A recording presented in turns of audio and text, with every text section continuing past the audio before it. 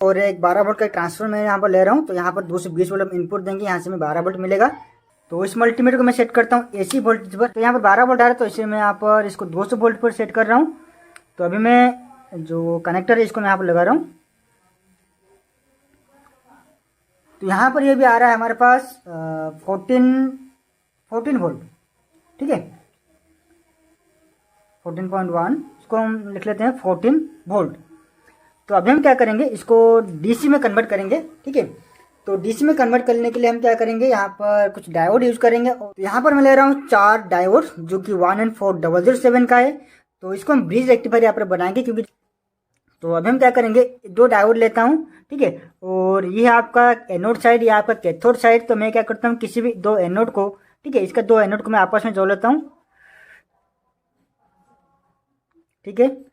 और अभी मैं और 2 डायोड लेता हूँ। तो इसका मैंने एनोड को जोड़ा था। तो अभी हम क्या करेंगे, इसके जो कि 2 कैथोड है उसको हम जोड़ लेते हैं आपस में। तो अभी हमें जो 2 पेयर हमने बनाया था रेक्टिफायर का, डायोड का, तो अभी हम इसको आपस में जोड़ लेते हैं। वो चाहे किसी भी डायरेक्शन में हो, ठीक है। इसको आप ऐसे भी जोड़ सकते हो या फिर ऐसे भी जोड़ सकते हो।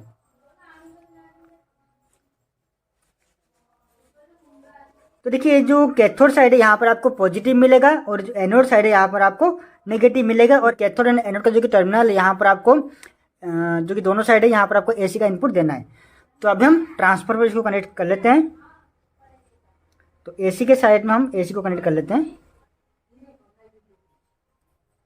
सबसे पहले हम मल्टीमीटर को डीसी में सेट करते हैं और हमें मिलेगा यहाँ से पॉजिटिव और यहाँ से मिलेगा नेगेटिव। तो नेगेटिव पर नेगेटिव और पॉजिटिव पर पॉजिटिव। तो यहाँ पर हमें मिल रहा है 12.5 वोल्ट यहाँ पर हमें आउटपुट मिल रहा है। हम चेक करते हैं कि एसी में कितना आ रहा है। तो फिर से एक बार चेक कर लेते हैं। तो एसी 200 वोल्ट पर सेट करता हूँ। तो डीसी आ रहा है आपका 14.1 14.2, ठीक है। तो ये आपका हो गया 14.2 वोल्ट।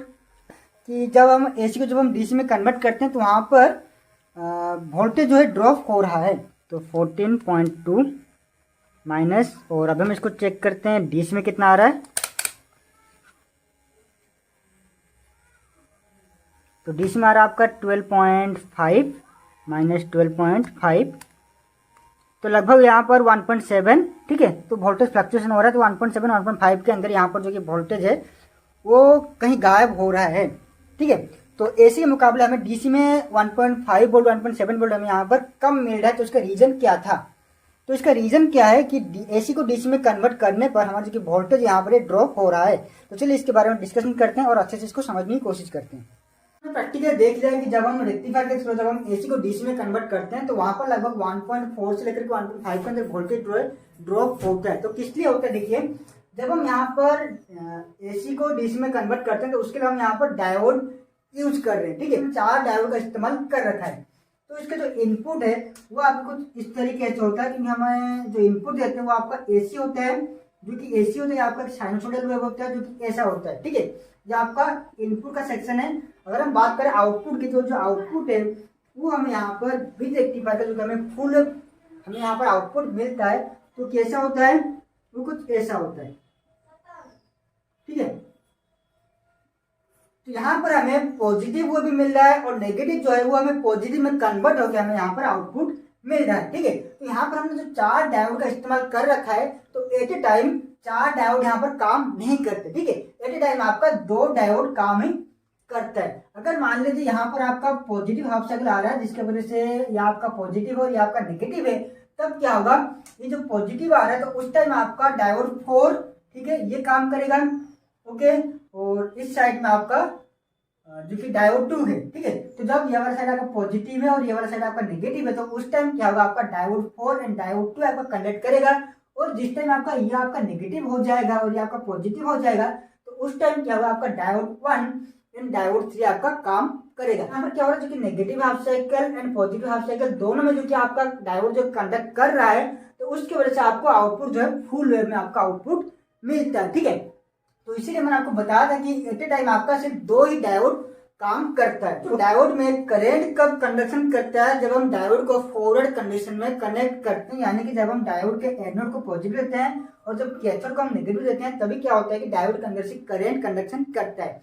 तो यहाँ पर हम डायोड इस्तेमाल कर रहे हैं वो आपका पीएन जंक्शन डायोड। सेमीकंडक्टर हम दो तरह इस्तेमाल करते हैं, एक होता है सिलिकॉन का और एक होता है जर्मेनियम का, ठीक है। तो आपको पता होगा जो कि सिलिकॉन होता है इसके जो कि डिप्लेशन रीजन का जो कि वोल्टेज ड्रॉप होता है ये आपका होता है 0.6 से लेकर के 0.7 वोल्ट, या फिर अप्रोक्सीमेट हम इसको पकड़ लेते हैं 0.7 वोल्ट।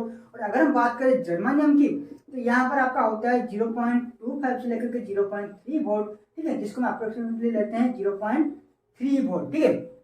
तो अगर आपका जो पीएन जंक्शन डायोड है वो आपका अगर सिलिकॉन से बना हुआ है तो वहां पर आपको 0.7 वोल्ट का ड्रॉप होता है, जर्मेनियम से बना हुआ है तो वहां पर आपका 0.3 वोल्ट का ड्रॉप होता है। तो हम मोस्टली यूज करते हैं सिलिकॉन का बना हुआ डायोड हम यहाँ पर इस्तेमाल करते हैं। तो अगर यहाँ पर सिलिकॉन से बना हुआ डायोड हम यूज कर रहे हैं तो इसका जो कि डिप्लेशन रीजन होता है, जो कि अगर जो कि डिप्लेशन रीजन होता है, जो कि डिप्लेशन लेयर होता है पीएन जंक्शन के बीच में, ठीक है, तो वहां पर जो डिप्लेशन रीजन का जो कि वोल्टेज होता है, ठीक है, तो वो कितना होता है आपका 0.7 वोल्ट, ठीक है। तो एक डायोड का अंदर करंट कब कंडक्शन करेगा, जब हम उसको फॉरवर्ड कंडीशन में कनेक्ट करेंगे। तो फॉरवर्ड कंडीशन में कनेक्शन करने के साथ साथ वहां पर जो वोल्टेज होगा वो आपका लगभग 0.7 होना चाहिए। अगर हम यहाँ पर जो कि वोल्टेज अगर हम यहाँ पर 0.5 वोल्ट ले रहे हैं तो इसके अंदर कोई भी करंट कंडक्शन नहीं करेगा, क्योंकि इसका जो कि डिप्लेशन लेयर होता है, ठीक है, उसका लगभग मिनिमम वोल्टेज होता है 0.6 से लेकर के 0.7 वोल्ट, ठीक है। यानी कि उसके अंदर इतना रेजिस्टेंस होता है जो कि 0.7 वोल्ट के ऊपर वोल्टेज होने पर उसके अंदर से वो पास करेगा। तो यहाँ पर देखिए मैं यहाँ पर अगर इसको सप्लाई दे रहा हूँ 3.7 वोल्ट का, अगर मैं इसको सप्लाई दे रहा हूँ और यहाँ पर मैं डायोड कनेक्ट कर रहा हूँ और यहाँ पर मैं एक वोल्टमीटर कनेक्शन कर रहा हूँ, ठीक है, यहाँ पर मैं एक वोल्टमीटर कनेक्शन कर रहा हूँ। तो मैंने आपको बताया कि डायोड में आपको 0.7 वोल्ट का ड्रॉप होता है, ठीक है। अगर मैं यहाँ पर 3.7 वोल्ट दे रहा हूँ तो इस सेक्शन में आपका क्या हो रहा है, आपका 0.7 वोल्ट यहाँ पर ड्रॉप हो रहा है, ठीक है। अगर यहाँ पर 0.7 वोल्ट का ड्रॉप हो रहा है तो आउटपुट हमें कितना मिलेगा, 3.7 माइनस 0.7 वोल्ट, जो कि आपका मिलेगा 3 वोल्ट, ठीक है। आपका आउटपुट में कितना मिलेगा, 3 वोल्ट। यहाँ पर आपको आउटपुट 3.7 वोल्ट नहीं मिलेगा क्योंकि डायोड के थ्रू आपका 0.7 वोल्ट यहाँ पर ड्रॉप हो रहा है, ठीक है। तो इसी तरह अगर हम यहाँ पर दो डायोड का इस्तेमाल करें, अगर हम यहाँ पर दो डायोड अगर हम यहाँ पर सीरीज में कनेक्शन करते हैं तो यहाँ पर आपका ड्रॉप हो रहा है 0.7 वोल्ट और यहाँ पर भी आपका ड्रॉप हो रहा है 0.7 वोल्ट। तो कितना हो रहा है यहाँ पर 1.4 वोल्ट यहाँ पर आपका ड्रॉप हो रहा है, ठीक है। तो उसी हिसाब से जो कि आपका आउटपुट है यहाँ का और भी कम मिलेगा। इसी वजह से क्या होता है कि जब हम रेक्टिफायर का इस्तेमाल करके एसी को डीसी में कन्वर्ट करते हैं तो वहां पर आपको लगभग 1.4 टू 1.5 वोल्ट का आपको ड्रॉपेज वहां पर मिलता है, ठीक है। तो इसलिए हमने जब टेस्ट किया तो वहां पर हमें 1.5 वोल्ट लगभग हमें ड्रॉप वहां पर दिखा रहा था, ठीक है। तो आशा करते हैं आपका जो क्वेश्चन था आपको समझ में आ गया होगा कि आखिरकार रेक्टिफायर में वोल्टेज ड्रॉप क्यों होता है जब हम एसी को डीसी में कन्वर्ट करते हैं, ओके।